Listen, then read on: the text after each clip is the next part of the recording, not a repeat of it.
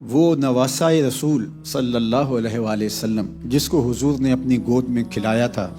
بے پناہ پیار دیا تھا، پیار بھی انوکھا ہی تھا۔ فَيَشُمُّهُمَا وَيَزُمُّهُمَا وَيُقَبِّلُهُمَا آقا کریم ان کو باقاعدہ چومتے بھی تھے، حضور آغوش میں سمیٹتے بھی تھے اور حضور ان کو سونگھتے بھی تھے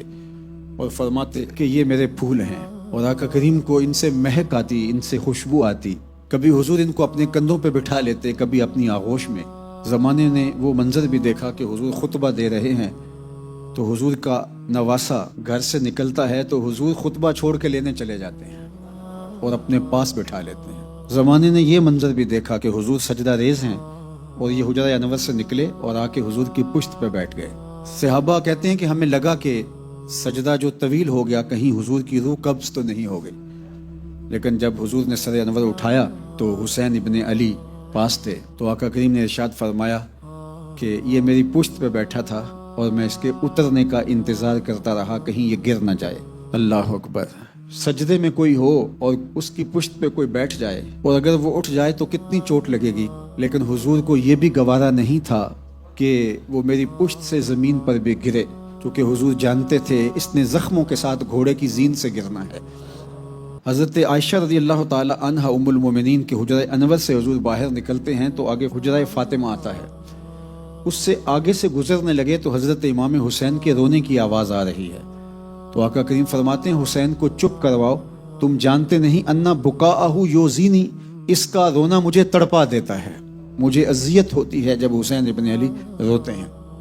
تو حضور ان سے خاص پیار کرتے ہیں، حضور جانتے تھے کہ حسین کے کندھوں پہ پوری امت کا بوجھ آنے والا ہے، اور حضرت امام حسین رضی اللہ تعالیٰ عنہ نے اس بوجھ کو اٹھایا اور دین کے گرتے ہوئے پرچم کو آپ نے تھام لیا، گرنے نہیں دیا دین کا پرچم، اور اس کے لیے جو بھی قربانی پیش کرنی پڑی حضرت امام حسین نے وہ پیش کی۔ 145 افراد کے ہمراہ کربلا کے ریگزار میں خیمہ زن ہوئے اور 72 افراد جام شہادت نوش کر گئے۔ مقابلے میں 22,000 کا لشکر تھا جو تیر و تفنگ کے ساتھ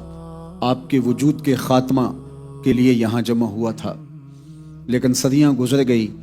ان 22,000 لوگوں کے دنیا کو نام بھی یاد نہیں، حسین کے جھنڈے آج بھی جھولتے دکھائی دیتے ہیں۔ نہ یزید کا وہ ستم رہا، نہ زیاد کی رہی وہ جفا،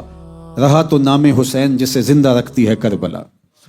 آج بھی کربلا زندہ ہے، آج بھی حسین ابن علی زندہ ہے۔